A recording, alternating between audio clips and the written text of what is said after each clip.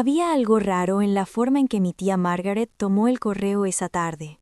No lo hizo con nerviosismo ni con prisa, lo hizo con esa naturalidad tan ensayada que precisamente por eso me quedé mirando desde el pasillo. Era un martes de noviembre y yo había llegado de la escuela con la mochila cargada y ese cansancio específico de los días donde haces mucho pero nadie lo nota. El correo estaba sobre la mesita de la entrada, ese lugar donde siempre lo dejaban antes de distribuirlo entre los cuartos, y ella lo recogió con una sola mano mientras hablaba de otra cosa con mi mamá, como quien recoge una servilleta del piso. No lo miré bien. No tenía razón para hacerlo en ese momento. Me fui a la cocina a buscar agua y cuando volví el correo ya no estaba en ningún lugar visible. Esa noche en la cena, mi tía Margaret le dijo a mi papá que Daniel había recibido documentos de la Universidad Estatal sobre los formularios de matrícula y que ella los había puesto en su cuarto.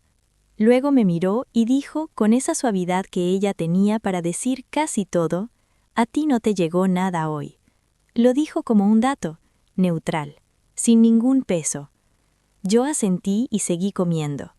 Mi prima Jessica, que había venido a cenar esa noche, me preguntó si ya sabía algo de universidades. Le dije que todavía estaba esperando. Ella dijo que eso era normal, que estas cosas tardaban. Nadie preguntó nada más. La conversación volvió a Daniel, a sus planes, a los orgullosos que estaban todos por él. Yo terminé mi plato y llevé el vaso vacío a la cocina. De pie junto al fregadero, con el agua corriendo fría, pensé en algo que no logré terminar de formular esa noche. No era una sospecha todavía, era más bien una sensación, como cuando una palabra está en la punta de la lengua y no termina de aparecer. Lo que no sabía era que esa sensación llevaba semanas intentando decirme algo que yo todavía no estaba lista para escuchar. Crecí acostumbrada a existir en el margen de las conversaciones. No porque fuera tímida ni porque no tuviera cosas que decir, sino porque había aprendido desde muy joven que en nuestra familia el espacio para ser vista tenía un dueño natural, y ese dueño era Daniel. Mi hermano era 3 años mayor que yo y tenía esa forma de entrar a un cuarto que hacía que todos levantaran la vista de manera automática. Buenas notas, buen humor, fácil con las personas. Todo el mundo lo quería, y era genuino. No había nada calculado ni falso en él. Ese era el problema más difícil. Era imposible resentirlo. Yo también sacaba buenas calificaciones, pero las mías llegaban y se iban como notas al pie de página en un documento que nadie leía con detenimiento real.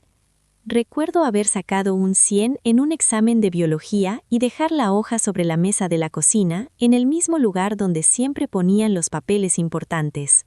Mi mamá la movió para hacer espacio para la cena sin haberla leído siquiera. No lo hizo con mala intención, simplemente no era algo en lo que su atención se detuviera de manera natural. Mi amiga Sara me dijo una vez que yo parecía siempre tranquila con todo, y yo le sonreí porque era más fácil que explicarle que lo que ella interpretaba como paz era en realidad una forma de adaptación que había tomado años perfeccionar. Cuando sabes que lo que dices no cambia el peso de ninguna conversación, aprendes a guardar las cosas. Guardé muchas cosas durante muchos años en esa casa. Mis notas en cuadernos que nadie pedía ver. Mis búsquedas en pestañas que cerraba antes de que alguien pasara. Mis planes en carpetas con nombres sin importancia.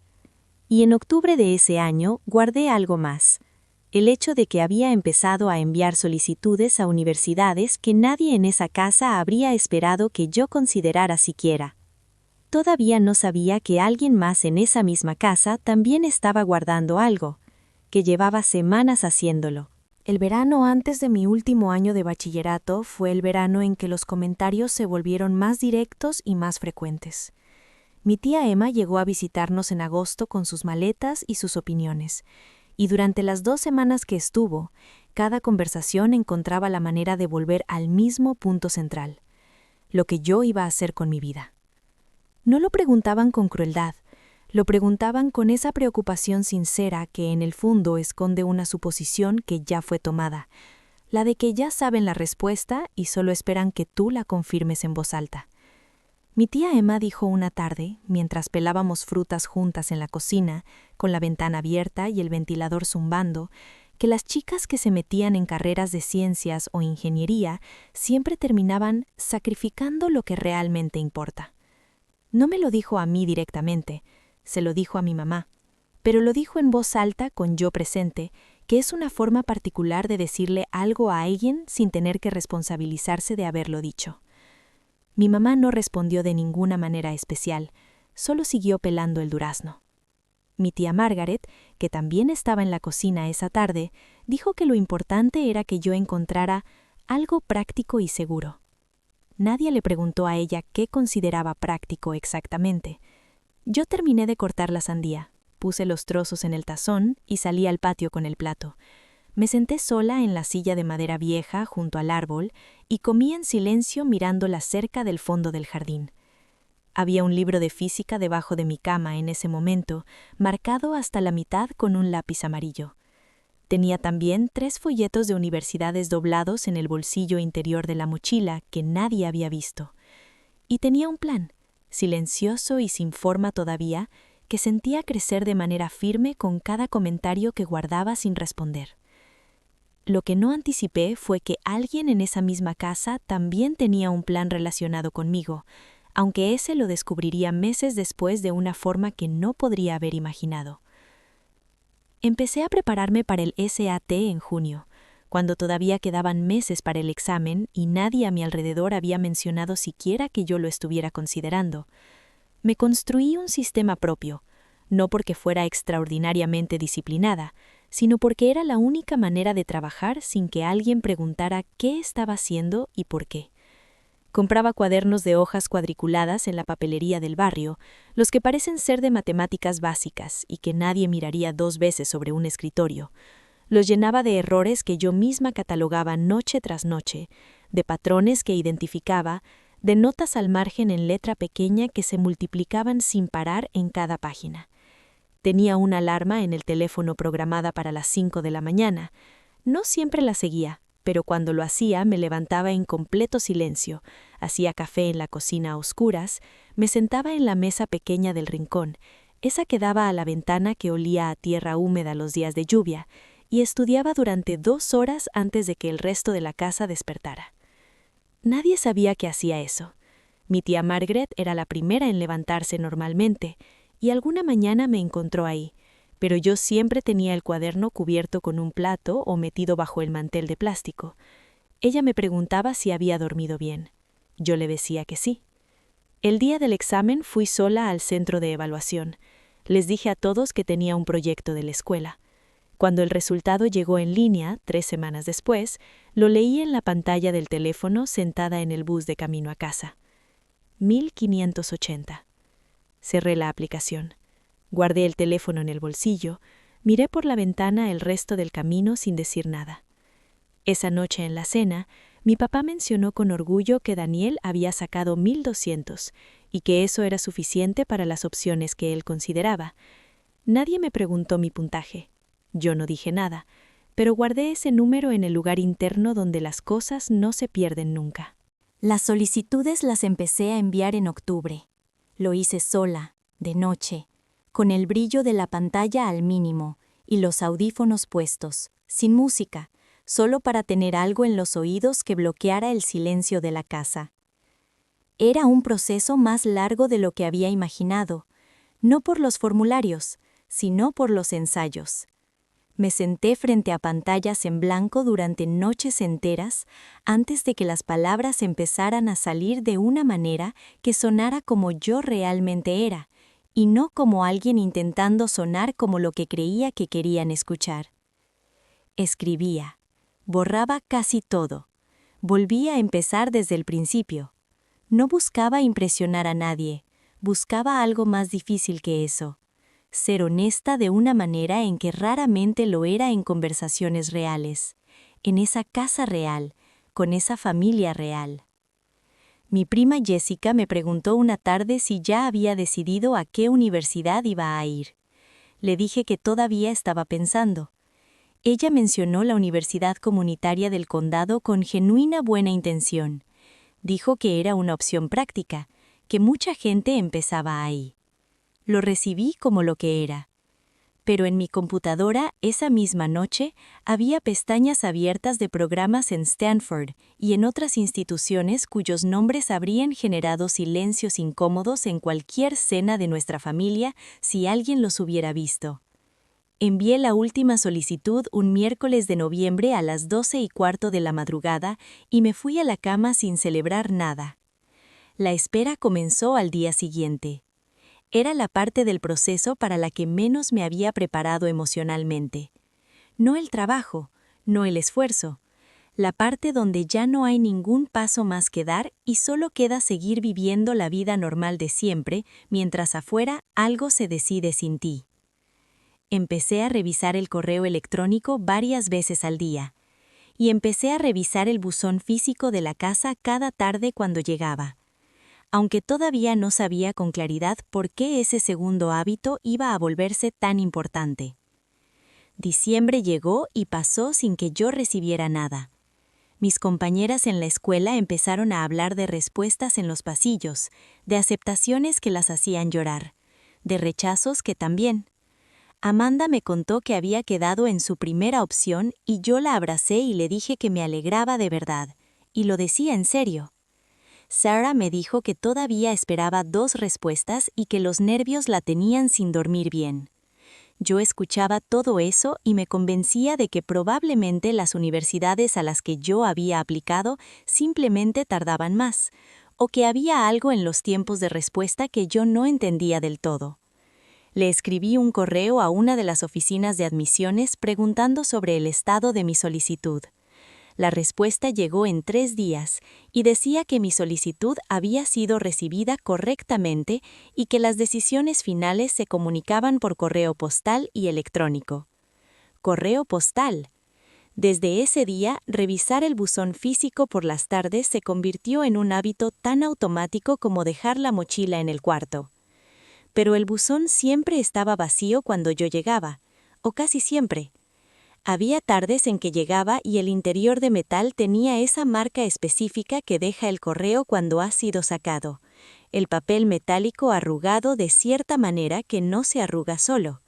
Pero nadie en casa mencionaba haber recibido algo. Puede que me estuviera inventando señales donde no había ninguna. Puede que fuera el estrés acumulado de la espera. Pero había algo que no cerraba del todo, como una puerta que parece sellada pero que si la empujas con cuidado cede 1 milímetro. No lo perseguí todavía. Seguí con mi rutina.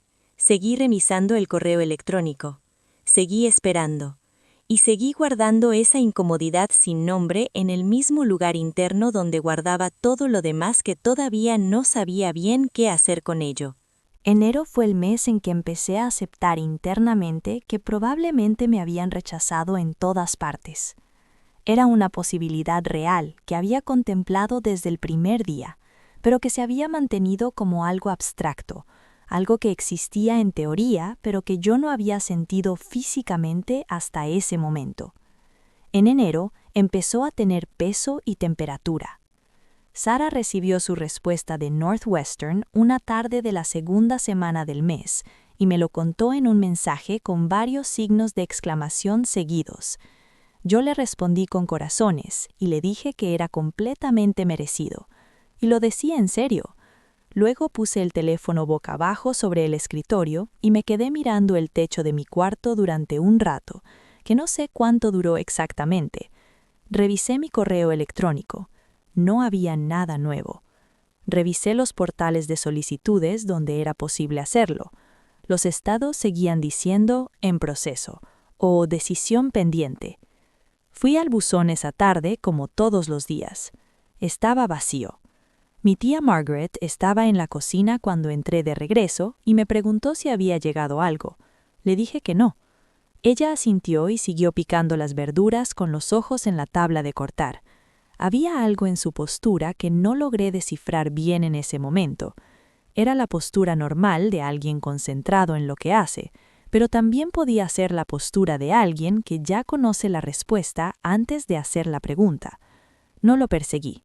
Estaba demasiado ocupada convenciéndome de que la Universidad Comunitaria del Condado era una opción completamente válida, que mucha gente empezaba ahí, que no todo tenía que verse de una sola manera.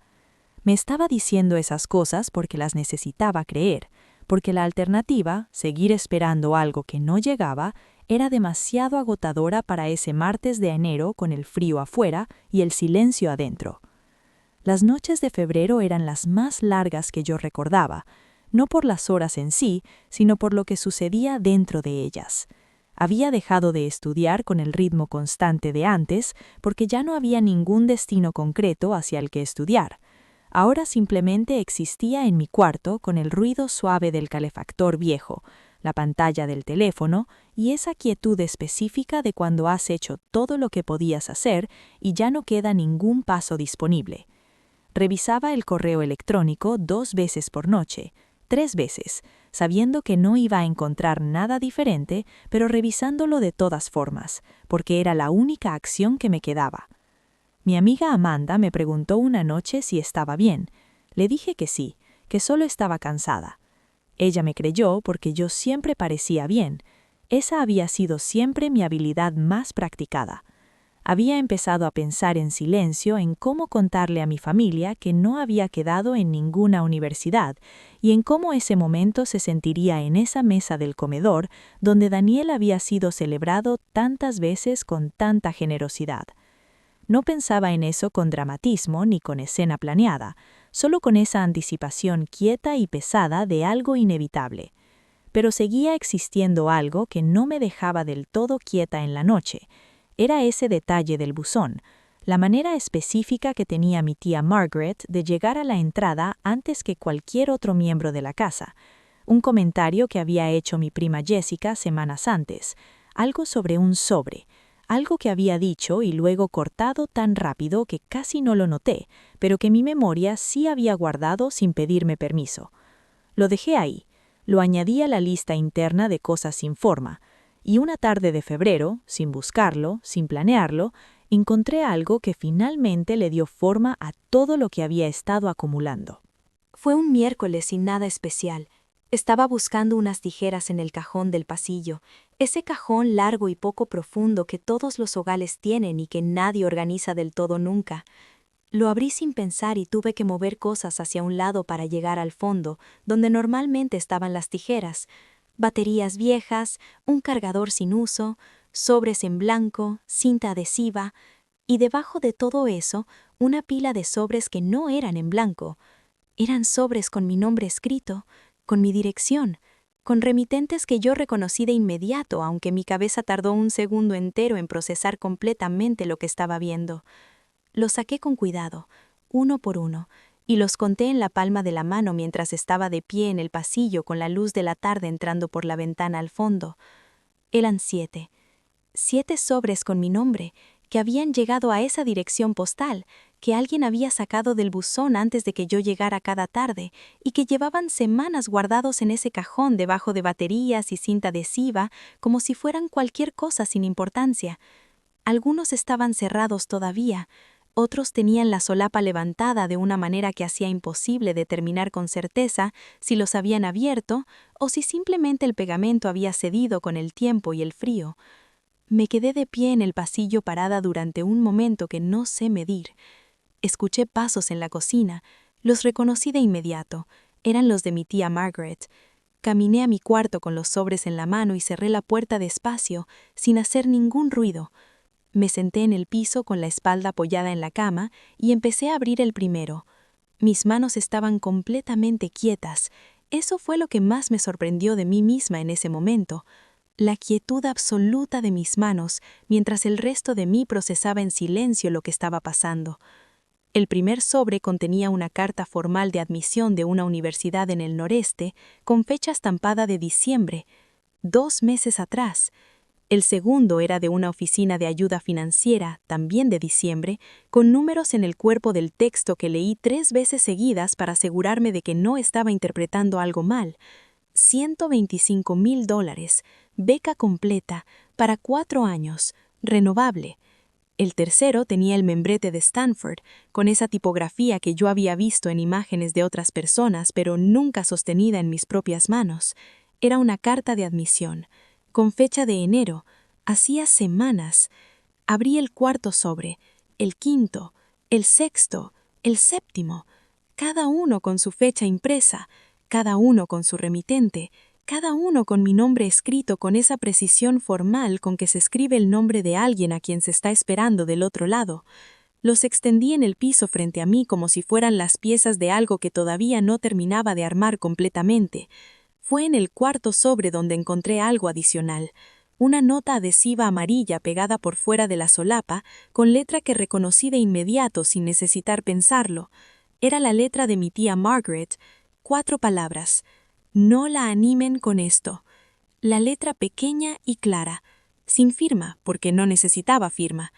Leí esas 4 palabras 3 veces, las dejé en el piso junto a los demás sobres, me levanté, fui al escritorio, abrí la computadora y empecé a buscar los portales de admisiones con los datos que había guardado en carpetas meses antes. Algunos tenían fechas límite de confirmación que ya habían vencido, otros las tenían todavía abiertas, por horas, por días. Empecé a calcular en silencio, con esa calma específica que llega cuando no hay tiempo disponible para ninguna otra cosa, cuánto margen quedaba y qué era todavía posible recuperar. Tenía que haber algo que todavía fuera posible. Las horas que siguieron fueron las más silenciosas y las más activas de todo ese año al mismo tiempo. Me senté en el escritorio con la computadora abierta y los sobres extendidos en el piso a mi lado, y trabajé de una manera que no sé describir sin que suene diferente de lo que realmente fue. No fue heroico, fue simplemente necesario. Envié correos a las oficinas de admisiones cuyas fechas límites seguían abiertas. Llamé por teléfono a una de ellas, la que tenía una fecha que vencía al día siguiente, y expliqué con calma que había habido un problema de comunicación con mi correo postal y que quería confirmar mi interés dentro del plazo oficial. La persona al otro lado fue directa y profesional. Me dijo lo que necesitaba enviar y en qué ventana de tiempo. Colgué, lo hice y lo envié antes de que pasara una hora completa. Había otro sobre con información de Johns Hopkins, una beca de $95,000, renovable, con un plazo de confirmación que vencía en 4 días. Confirmé esa también. Mi tía Margaret llamó a la puerta de mi cuarto en algún momento de esa tarde. Yo dije que estaba ocupada. Ella no insistió. La escuché alejarse por el pasillo hacia la cocina y el sonido de sus pasos se fue apagando. Seguí trabajando. A las 8 de la noche tenía cubiertos todos los plazos que todavía era posible cubrir. Algunos habían vencido demasiado tiempo atrás y eso era algo que ya no tenía solución, pero los que importaban, los que todavía tenían margen real, estaban respondidos. Cerré la computadora, recogí los sobres del piso y los puse en orden cronológico sobre el escritorio. Los miré durante un momento completo. Luego los guardé dentro de mi mochila, en el bolsillo interior donde meses antes había guardado la hoja del resultado del SAT, el lugar que yo había decidido que era para las cosas que eran mías antes de pertenecer a cualquier otra conversación. La conversación con mi tía Margaret la tuve esa misma noche, después de cenar. No la busqué con anticipación. Simplemente salí de mi cuarto y fui a la sala donde ella estaba sentada con una taza de té, mirando la televisión con el volumen muy bajo. Me senté en la silla frente a ella y esperé a que levantara la vista. Cuando lo hizo, vi en su expresión algo que no había anticipado ver. No era culpa exactamente, era algo más parecido a la cara de alguien que sabe que el momento que ha estado aplazando finalmente llegó y ya no puede posponer más. Le pregunté, con calma completa, por qué lo había hecho. No levanté la voz ni un tono. No necesité hacerlo. Ella puso la taza en la mesita de al lado y se tomó un momento antes de responder. Me dijo que solo quería protegerme, que ella conocía cómo funcionaban esas instituciones, que no aceptaban a personas como nosotros, que no quería que yo me ilusionara con algo que iba a terminar en decepción pública, que me había visto trabajar tanto durante años y no podía soportar la idea de que ese esfuerzo terminara en humillación frente a toda la familia. Me lo dijo con una voz que sonaba exactamente como la de alguien que genuinamente cree que está haciendo algo bueno, y esa era la parte más difícil de sostener, que era verdad, que no lo hizo desde la malicia ni desde la envidia, lo hizo desde su propio miedo, desde sus propias limitaciones internas, desde la historia que ella misma se había construido sobre lo que era posible para alguien como yo. Le dije que entendía eso, no porque no me doliera, sino porque en ese momento lo que me importaba era el tiempo y no el conflicto. Le dije que había podido responder a los plazos que todavía estaban abiertos. Ella no dijo nada más. Me levanté, le di las buenas noches y volví a mi cuarto. Sin gritos, sin lágrimas, sin frases preparadas. Y sin embargo, algo entre nosotras cambió de lugar esa noche de una manera que las dos supimos era permanente. Los días que siguieron fueron extraños de una manera que no había anticipado.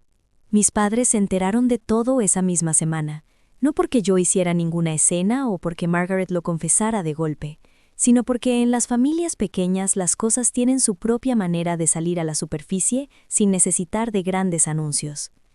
Mi mamá me preguntó una mañana mientras desayunábamos solas en la cocina si era verdad lo que había pasado con el correo. Le dije que sí. Le mostré los sobres.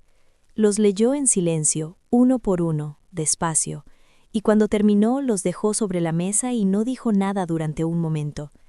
Luego me dijo que lo sentía. Fue breve. No fue proporcional al tamaño de lo que había pasado, pero tampoco era el momento ni el lugar correcto para exigir que lo fuera. Lo recibí como lo que era, un primer paso torpe hacia algo que tomaría más tiempo. Mi papá fue diferente. Preguntó sobre los números, preguntó sobre los plazos que habían vencido y sobre los que habían podido recuperarse. Cuando le dije cuáles oportunidades seguían abiertas y cuáles no, su cara tuvo una expresión que yo nunca le había visto antes, una mezcla de orgullo tardío y algo más que no supe nombrar, como cuando uno ve una foto de un momento importante que no estuvo ahí para presenciar. En las semanas que siguieron, mi tía Margaret se volvió más silenciosa dentro de la casa. No desapareció, seguía ahí en las cenas y en las tardes, haciendo las mismas cosas de siempre. Pero había algo nuevo en cómo me miraba, una cautela que antes era certeza. Yo la traté con la misma normalidad de siempre, no con frialdad exagerada, con la normalidad que se sostiene cuando decides que el dolor de algo no puede ser más grande que tu capacidad de seguir hacia adelante, aunque todavía quedaba una parte que procesaría mucho más tarde, en otro lugar, completamente sola. Hubo cosas que no pudieron recuperarse. Esa era la verdad más concreta con la que aprendí a vivir durante los meses que siguieron. Algunas fechas límite habían vencido demasiado tiempo atrás para que hubiera algo que hacer, y aunque las instituciones fueron comprensivas cuando les expliqué lo que había pasado con el correo postal, los procesos administrativos tienen su propio ritmo que no siempre puede doblar para casos individuales. Lo entendía. Había puertas que quedaron cerradas de manera definitiva, pero había otras que no. La beca de $180,000 por méritos académicos que venía con la notificación del MIT fue una de las que pudo confirmarse a tiempo, aunque por muy poco margen. La persona de la oficina de ayuda financiera que atendió esa llamada tenía una voz tranquila y me explicó cada paso con paciencia. Cuando colgué, me quedé sentada en el piso de mi cuarto con el teléfono en la mano durante un momento que no sé cuánto duró. No porque estuviera abrumada de ninguna manera dramática, sino porque estaba haciendo un cálculo que no era sobre dinero, era sobre el tiempo, sobre lo que se pierde cuando alguien toma decisiones sobre tu vida sin preguntarte, sobre cuántos meses había pasado creyendo que el mundo simplemente no tenía espacio para mí, cuando en realidad el mundo me había estado esperando y alguien había interceptado esa respuesta antes de que llegara a mis manos. No lo pensé con rabia. La rabia no me servía en ese momento ni en ninguno de los que siguieron. Lo pensé con esa lucidez fría que llega cuando la situación ya es tan clara que no queda espacio para adornos de ningún tipo. Empecé a preparar las cosas para irme, primero en la mente, luego en bolsas y en cajas apiladas en el cuarto. Había tomado una decisión sobre a dónde iría basada en lo que todavía era posible, y esa decisión era completamente mía de una manera en que pocas cosas habían sido completamente mías. Nadie la había interceptado. Esta vez, nadie había podido. Me fui en agosto. No fue una salida dramática ni cargada de simbolismo visible. Metí mis cosas en bolsas de tela y en una caja de plástico azul que compré en la ferretería, y esperé en la entrada mientras mi papá acomodaba todo en el carro sin decir mucho. Mi mamá me dio un abrazo largo en la puerta y no dijo nada que necesitara palabras. Mi tía Margaret estaba en la sala cuando pasé con la última bolsa. Me dijo que me cuidara. Yo le dije que sí, gracias. Fue exactamente así, sin grandes frases finales, sin resoluciones formales, sin nadie llorando en el umbral. La vida real no tiene ese ritmo. La vida real tiene despedidas que se ven desde afuera exactamente como cualquier otra mañana de martes. El campus fue lo primero que me sorprendió de una manera que no esperaba, no por su tamaño, ni por su historia, ni por ninguna de las cosas que había leído sobre él, sino por la sensación física de estar de pie en un lugar que durante meses solo había existido como una pestaña abierta en mi navegador a las 5 de la mañana. Lo toqué con los dedos, las paredes viejas, el ladrillo, el pasto que estaba húmedo esa primera mañana de otoño. Había algo en ese contacto que no sé si llamar alivio, porque era más quieto que el alivio. Era la sensación de que algo volvió al lugar donde siempre debió estar. Fui a mis primeras clases con la mochila llena y ese silencio interior que había construido durante años y que ahora se sentía completamente diferente. No como una forma de protegerse, como espacio propio, como el tipo de silencio que no viene de estar escondida, sino de saber quién eres en un lugar nuevo, donde nadie tiene una historia previa sobre ti. Nadie aquí sabía quién había sido en esa mesa del domingo. Solo sabían quién era ahí, ese día, con esa mochila. Y eso era exactamente suficiente. Hubo una tarde, mucho tiempo después, en que llegó una carta a un apartamento que yo pagaba sola, en una ciudad que seguía siendo nueva de las mejores maneras posibles. Era de una sociedad académica de honor, Phi Beta Kappa, y me nombraba miembro por excelencia académica. La puse en la mesa del comedor junto al correo ordinario y la miré un momento antes de doblarla con cuidado y dejarla a un lado. Ese mismo mes había llegado la confirmación del programa doctoral completamente financiado que había aceptado y una comunicación de reconocimiento de un departamento que ni habría sabido imaginar cuando tenía 16 años, sentada en la mesa de la cocina a las 5 de la mañana con un café que siempre se enfriaba antes de que pudiera terminarlo. No llamé a nadie para contarlo, no porque quisiera castigar a nadie con el silencio, sino porque la relación que tenía con esas noticias ya no necesitaba ninguna audiencia para ser completamente real.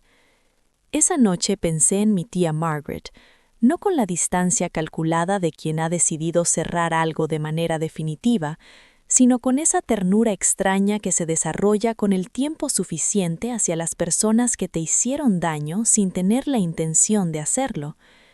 Ella tenía su propia historia sobre lo que era posible para alguien como yo, y esa historia venía de un lugar real dentro de ella, de miedos propios que yo no conocía del todo.